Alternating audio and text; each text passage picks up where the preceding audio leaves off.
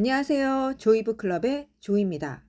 오늘 제가 소개해드릴 책은 가브리엘 가르시아 마르케스의 썩은 잎입니다. 네, 이름이 참 길죠. 네, 이 저자가 굉장히 유명한 사람이었더라고요. 네, 그래서 라틴 아메리카 문학의 거의 대문호라고 할 수 있는 100년의 고독을 쓰고, 네, 다작을 많이 했더라고요. 어쨌든, 콜롬비아에서 출생한 작가님이신데, 그 배경을 이해해야지 이 책을 좀 더 깊이 이해할 수 있겠구나.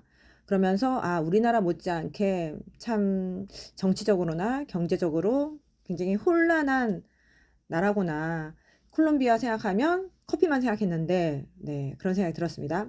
어쨌든 이 썩은 잎의 주요 줄거리는 한 마을에 의사가 소개장을 가지고 대령의 집에 찾아갑니다.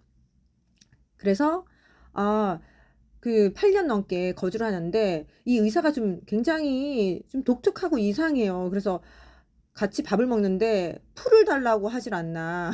풀을 이제 뭐 끓여서 하든 어쨌든 요리를 해달라고. 얘 동물이 먹는 그 풀입니다. 하면서 뭐지? 그럼 거기에다가 이제 의사가 여러 환자를 치료해야 되는데 네, 진료를 거부하는 일이 생깁니다. 그것은 아마도 이 콜롬비아가 그 당시에 천일 전쟁이라고 해서 정말 그 배경이 네, 전쟁이 하루 이틀도 아니고 천일 이상 지속이 되었던 그 콜롬비아 내전. 그래서 콜롬비아 굉장히 훈련이 된 정부군과 또 훈련되지 않은 게릴라 그 사이에 오랜 기간 동안의 전쟁이 있었다. 그래서 이런 맥락에서 누군가를 치료해 주게 되면 그게 보복이 무서워서 마을 사람들이 치료 안 해줬나? 근데 그거에 대한 이 의사의 설명이 없기 때문에 좀 답답합니다. 어쨌든 이렇게 했으니까 동네 사람들이 이 의사에 대해서 이제 저 사람이 죽게 되면 우리 여기 동네 묘지에다 매장시키지 말자 하는 거죠. 그랬을 때 이 대령의 집에서 머물렀던 이 의사가 어느 날 대령이 넘어지고 이제 살 날이 얼마 안 남았다 했을 때 살려줍니다. 그래서 목숨을 구해줬으니까 이 사람은 또 대령은 의사가 되게 고마운 거잖아요.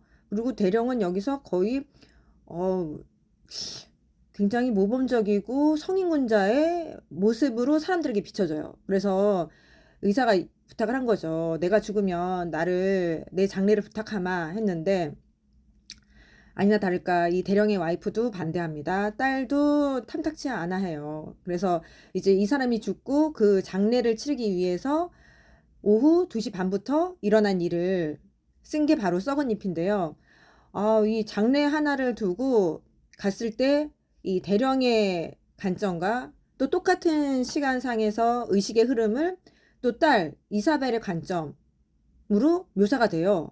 근데 굳이 이거를 어떻게 보면 영화 같은 느낌? 번갈아 가면서 이렇게 할 필요가 있었나? 제 생각에는 만약에 정말 이게 관점의 차이가 엄청 크다면 그래 동일한 사건에 대해서도 이렇게 볼 수 있어 하겠지만 그냥 제가 느낀 건 기껏 해봐야 대령은 내가 딸에게 부탁해서 딸이 같이 여기 이 시신을 수습하러 온 거에 대해서 딸도 오케이를 할 거야 이렇게 생각을 하고 딸은 아 이게 무슨 줄줄이 비엔나도 아니고 딸은 자신의 아들 10살 안팎의 그 아들을 데려갑니다. 그래서 딸은 또 이렇게 생각하는 거죠. 아들을 여기 데리고 오지 말았어야 했는데. 그래서 굳이 이렇게 할 필요가 있었나? 어쨌든 그 아들은 네, 그 아들대로의 막 혼자 앉아서 여러 가지 생각들을 하는 게 나오는데 이게 약간 윌리엄 포크너의 작품에 그런 게 많이 나오거든요. 많이라고 해야 되나? 제가 읽은 건 소리와 분노였는데 아무튼 그 느낌이 났어요. 그래서 나중에 설명을 보니까 저자가 이 책에 영향을 받았다. 그래서 영향을 받은 건 맞는데 저는 이런 방식이 맞았나? 그냥 한번 따라 써보고 싶었나? 네. 그런 생각이 살짝 들었고요. 그런가 하면 이제 썩은 잎이 도대체 무엇인지 궁금하지 않으세요? 네. 여기 책에서는 아마도 처음 나온 것 같기도 하고 이 언급이 86페이지 보면은 이 이사벨 딸이 이렇게 얘기를 해요. 어, 그 또래 여자애들이 다운타운 자기네 동네 마콘도라는 곳에서 이 지명은 네, 상상의 도시입니다.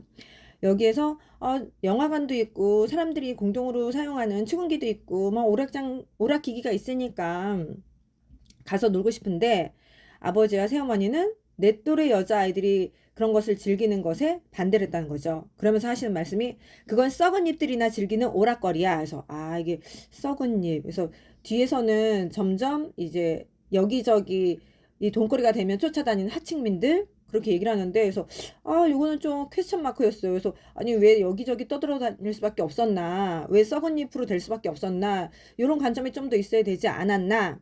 하는 게 제 개인적인 관점이었지만 어쨌든 곳곳에 썩은 잎이 많다. 이 의사가 매장되는 것에 반대한 것에는 정치인들이 자신들의 선거, 정치적 혼란을 뭔가 이슈몰이를 할 게 필요하니까 뜬금없이 가만히 있는 사람들에게 인기가 없는 그런 희생양을 찾아서 네, 만들어낸 차원에서 그들은 정치인들은 썩은 잎이고 또 저는 이 대령도 보면은 앞에 말씀드렸다시피 굉장히 훌륭하고 모범적인 사람처럼 보인다고 했잖아요. 그런가 하면 이 뒷면에는 이 딸이 결혼할 때 저는 이게 그 장면이 되게 좀 뭐지 했던 게 이런 게 있었어요.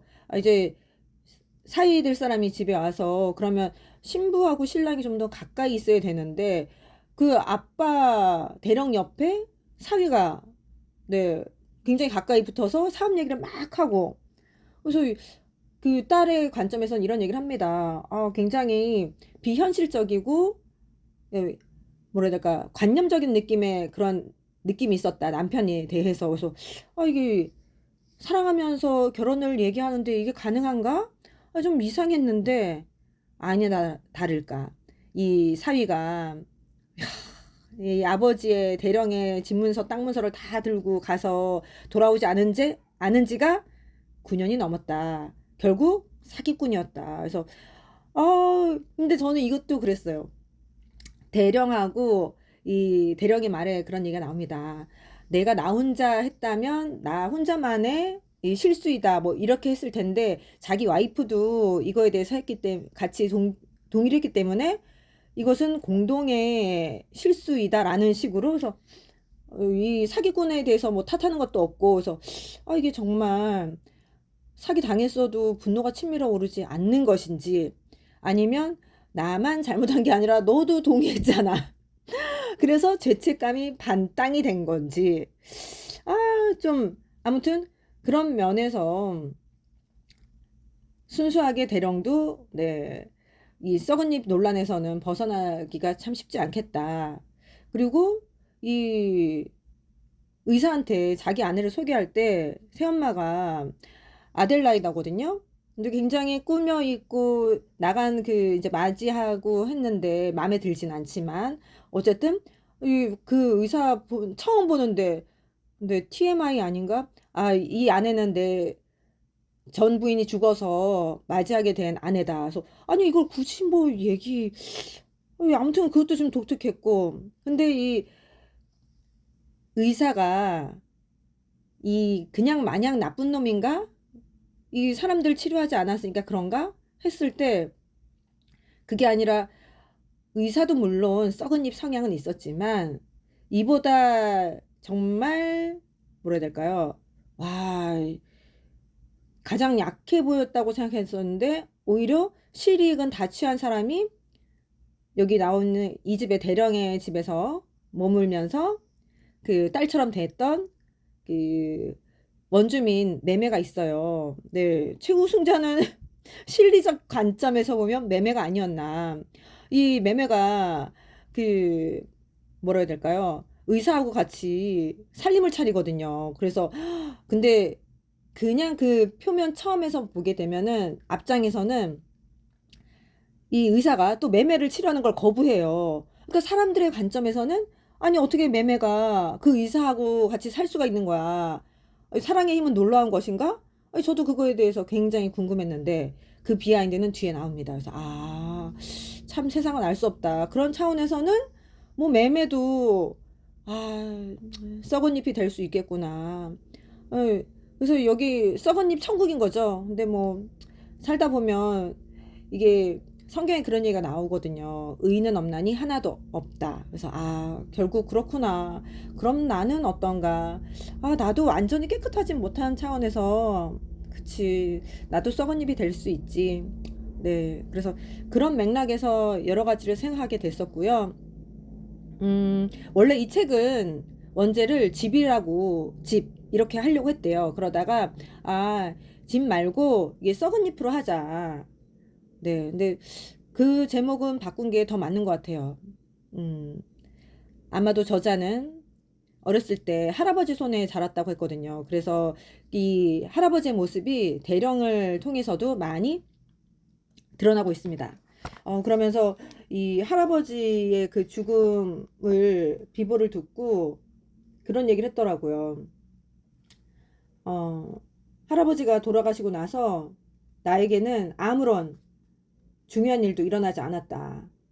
어떤 중요한 일도 내게 일어나지 않았다. 라고 고백을 하고 있습니다. 그래서 이 책을 썼을 수도 있겠다. 그런 생각을 했고, 처음에 한국에서 이 책이 들어올 때는 낙엽이라는 제목으로 번역이 돼서 들어왔다고 합니다. 근데 낙엽 하면은 뭔가 굉장히 가을가을하고 낭만적인 느낌이 나잖아요. 그래서 아, 이게 원래 여기에 저자가 쓴 것은 뭔가 추수가 다 끝난 다음에 이렇게 막 모아 모아 쌓아놓은 이파리들. 그럼 그게 나중에 썩게 되니까 이게 썩은 잎이 더 맞다. 그래서 이 제목으로 출판이 됐다고 하고 있습니다. 그래서 주말 동안에 굉장히 이 어처구니 없는 재앙, 네, 인재가 발생했죠. 그래서 이게 우리나라가 IT 강국인데 매번 이 코로나 때문에 문자 오고 뭐 지진 났다 문자 오는데 사실 지난번에 며칠 전에도 이렇게 충북에서 지진 났을 때 우리가 충북이 아닌데도 네, 그 문자 다 받지 않으셨나요? 그래서 이게 멀리 있는 그런 정보보다 오히려 나름 IT 강국인데 여기 갑자기 인구가 확 모이게 된다면 이게 많은 인파가 몰려들었으니 여기 방문을 자제해 달라거나 이런 시스템이 좀 가동이 됐다면 이 안타까운 죽음은 발생하지 않았을 텐데 굉장히 씁쓸하고 안타까웠습니다.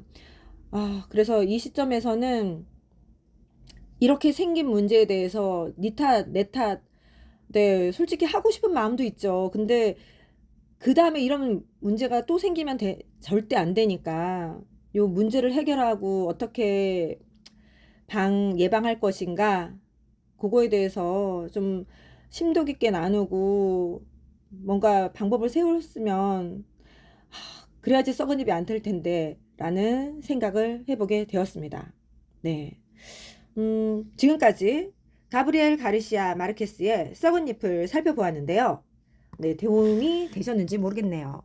책이 궁금할 땐 클럽으로 오세요. 조이북 클럽.